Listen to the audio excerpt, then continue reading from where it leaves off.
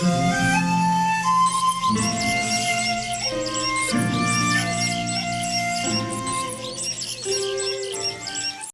The lord. మన ప్రభును మన రక్షకుడైన యేసుక్రీస్తు వారి ఉన్నతమైన నామంలో మీ అందరికీ మా హృదయపూర్వక వందనములు. ఈ రోజున దేవుడు మనకు అనుగ్రహించిన వాక్య భాగమును మనం ధ్యానం చేసుకుందాం. రాజుల 2వ గ్రంథము 22వ అధ్యాయము 19వ వచనం. ఇజ్రాయేలీల దేవుడైన యెహోవా సెలవిచ్చినదేమనగా, ఈ స్థలము పాడగుననియు దాని కాపురస్తులు దూషణాస్పదులగుదురనియు నేను చెప్పినటువంటి మాటలను నీవు ఆలకించి మెత్తని మనస్సు కలిగి యెహోవా సన్నిధిన దీనత్వము ధరించి నీ బట్టలు చింపుకొని నా సన్నిధిన కన్నీరు రాల్చితివి గనుక నీవు చేయు మనవిని నేను అంగీకరించి ఉన్నాను. దేవుడు ఈ రోజున మన హృదయాన్ని, విరిగి నలిగినటువంటి హృదయాన్ని చూస్తున్నటువంటి దేవుడు, మన యొక్క మనవులను ఆలకించే దేవుడు, మన యొక్క కన్నిటిని చూస్తున్న దేవుడు, మన దేవునికి చూచుచున్న దేవుడు అని పేరు కదండి. మరి ఆనాడు హన్నా కార్చినటువంటి కన్నీరును దేవుడు చూశాడు, హాగరు కార్చినటువంటి కన్నీటిని దేవుడు చూశాడు. చూసినటువంటి దేవుడు తప్పక సమాధానం వారికి అనుగ్రహించాడు. ఈ రోజున ఈ యొక్క మాటలు దేవాతి దేవుడు, సర్వశక్తిమంతుడు, సజీవుడైనటువంటి దేవుడు మనందరితో కూడా మాట్లాడుతున్నారు.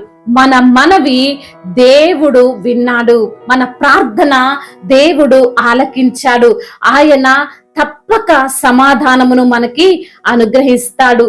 మరి నీ కుటుంబంలో ఉన్నటువంటి సమస్యల నిమిత్తము, నీ భార్య నిమిత్తము, నీ భర్త నిమిత్తము, నీ పిల్లల నిమిత్తము, నీకున్న ఆర్థిక పరమైనటువంటి ఇబ్బందుల నిమిత్తము, నీ జాబు కొరకు, నీ యొక్క చెడు వ్యసనాల నిమిత్తము నీవు చేసే ప్రార్థన, నీవు చేసే మనవి ఆయన ఖచ్చితంగా ఆలకిస్తాడు.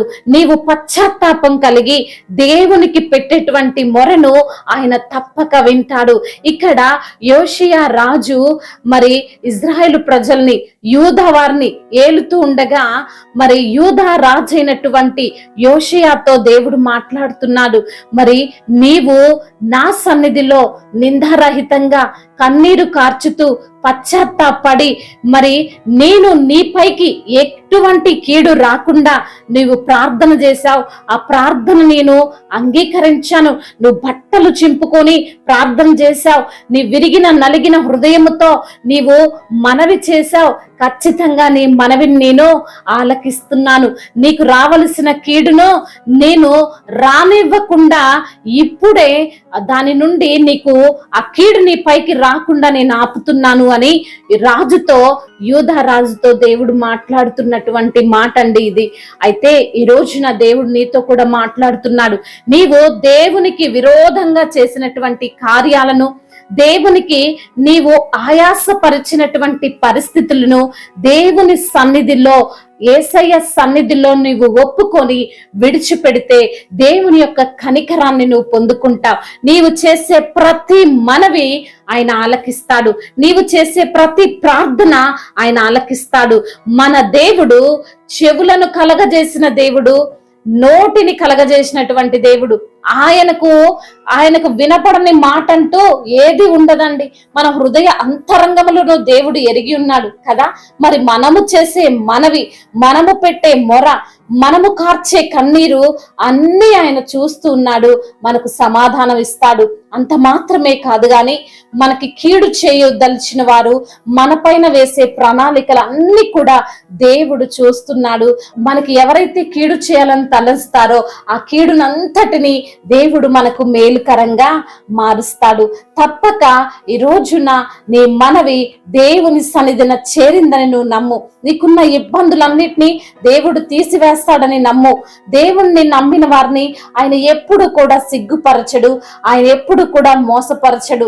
మన ప్రతి మనవి మనుషులు వినకపోవచ్చేమో గాని నిన్ను సృష్టించినటువంటి సృష్టికర్త, నిన్ను కలగజేసినటువంటి దేవుడు, ఆయన యొక్క పోలికలో నిన్ను రూపించుకున్నటువంటి దేవుడు తప్పకుండా నీ యొక్క మనవిని ఆలకిస్తాడు, అంగీకరిస్తాడు, నీకు సమాధానం ఇస్తాడు. మరి నువ్వేం చేయాలో తెలుసా?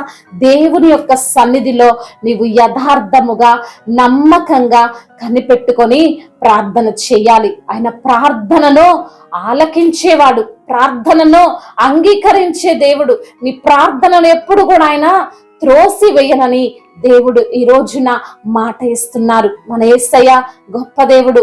నా కొరకు ప్రాణం పెట్టినటువంటి దేవుడు. మన అవసరతలన్నిటినీ కూడా ఆయన తీరుస్తానంటున్నాడు. ఈ రోజున దేని నిమిత్తమైతే నీవు కన్నీరు కారుస్తున్నావో, దేని నిమిత్తమైతే దేవుని పాదాలు పట్టుకున్నావో అన్నిటినీ ఎరిగినటువంటి దేవుడు నీ మనవిని ఆలకించి నీ ప్రార్థనకు సమాధానము ఖచ్చితంగా ఇస్తాడు. లేట్ అవుతుందేమో గాని ఇవ్వకుండా అయితే, ప్రార్థనకు సమాధానం ఇవ్వకుండా అయితే ఆయన ఉండడు, ఊరుకోడు. ఖచ్చితంగా నీకున్న సమస్యను ఆయన తీరుస్తాడు, తప్పకుండా తీరుస్తాడు. నమ్మి విశ్వాసముతో ప్రార్థన చేయి. ఇక్కడ యోషియా భక్తుడు అదే చేశాడు. విరిగిన మనస్సుతో, నలిగిన మనస్సుతో, దీనత్వం కలిగి దేవుని సన్నిధిలో మొర్ర పెట్టాడు. ఆ మొర్ర దేవుని యొక్క చెవిలో జొచ్చి సహాయమో ఆయనకు అందింది. అదే విధంగా రాజుకు దేవుడు సహాయం పంపినట్లుగా నీకు కూడా దేవుడు సహాయాన్ని పంపుతాడు. దేవుడు త్వరగా నీ మనవిని ఆలకిస్తాడు. దేవుని వైపు తిరుగు. మనుషుల తట్టు తిరిగి మనం మనవులన్నీ వాళ్ళకి చెప్పిన వారు మన మనవులను వినరు. దేవుడు తట్టు నీవు తిరిగితే ఆయన నీ తట్టు తిరుగుతాడు. నీవు ఆయనకు మనవి చేస్తే నీ మనవిని ఆలకిస్తాడు. నీ ప్రార్థనకు చెవి ఎగ్గుతాడు. నిన్ను చూసి నవ్విన వారి ఎదుటనే ఆయన నిన్ను ఘనంగా నిలవబెడతాడు. దేవుడు ఈ మాటలను దీవించి మన హృదయములో ఫలింపచేయునుగాక. వాక్య భాగమును బట్టి ప్రార్థన చేసుకుందాం. ప్రతి ఒక్కరు కూడా ప్రార్థనలో ఏకీభవించగలరు. మహాశక్తి సంపన్నుడా, కృపా కనికరములు కలిగిన దేవా, జీవాధిపతి, మీకు స్తోత్రాలు చెల్లిస్తున్నాం తండ్రి. అవునయ్యా, దీన మనస్సు కలిగి, మెత్తని మనస్సు కలిగి అయ్యా నీకు మొరపెడితే ఖచ్చితంగా మొర వినే దేవుడవని ఈ రోజు నా తండ్రి యోషియా మొరను విన్న దేవుడవు. అదే విధంగా ప్రభా హాగరు మొరను విన్న దేవుడవు, హన్నా మొరను విన్న దేవుడవు ప్రభా. వారికి ప్రతిఫలం ఇచ్చినట్లుగానే మీ బిడ్డల యొక్క మనవిని అంగీకరించి ఆలకించి వారికి కూడా సమాధానం ఇస్తారని ప్రభువా అయ్యా మీరు తండ్రి వాక్యము ద్వారా మాతో మాట్లాడారు, మమ్మల్ని బలపరిచారు ప్రభా. బిడ్డలకున్న ఏ కష్టమైనా, ఎటువంటి ఇబ్బందికరమైనటువంటి పరిస్థితులైనా వాటన్నిటిలో నుండి వారిని మీరు లేవనెత్తండి. కుటుంబం నిమిత్తము రోధిస్తున్న బిడ్డల కుటుంబాన్ని మీరు బాగు చేయండి, వారి కుటుంబాన్ని కట్టండి ప్రభా. ఆర్థిక సమస్యలు, అప్పుల భారాలు తండ్రి అయ్యా ఎవరికి చెప్పుకోలేనటువంటి కష్టముతో బిడ్డలుండి మీ సన్నిధిలో మొర పెడుతున్నారు, వారి మొరను మీరు ఆలకించండి ప్రభా. అనారోగ్య సమస్యలతో కృంగిపోతూ నలిగిపోతూ ఎవరికి చెప్పుకోలేక ప్రభా అయా దిక్కు తోచని స్థితిలో బిడ్డలుండి మొర పెడుతుండగా అయ్యా అనారోగ్యమును కొట్టివేసి ఆరోగ్యకరముగా వారిని తండ్రి మీరు నిలవబెట్టండి నా ప్రభువా. అయ్యా అదే విధంగా ప్రయాణాల్లో ఉన్న ప్రతి బిడ్డకు మీరు తోడుగా ఉండండి. వారి ప్రయాణం అంతటిని సుఖముగా సౌఖ్యముగా అయా ఉండునట్లుగా కృప చూపించండి తండ్రి. ఇంతవరకు చేసిన ప్రార్థన అంతటిని మీ పాద సన్నిధిన చేర్చుకోమని మానాథుడు, సర్వశక్తిమంతుడు, బలవంతుడు, సజీవుడైన యేసు క్రీస్తు వారి మహిమాన్వితమైన నామంలో ఈ ప్రార్థనను అడిగి వేడుకుని పొందుకొని ఉన్నాము మా ప్రియ పరలోకపు తండ్రి. ఆమేన్. దేవుడు మిమ్మల్ని దీవించి బలపరిచి స్థిరపరచునుగాక.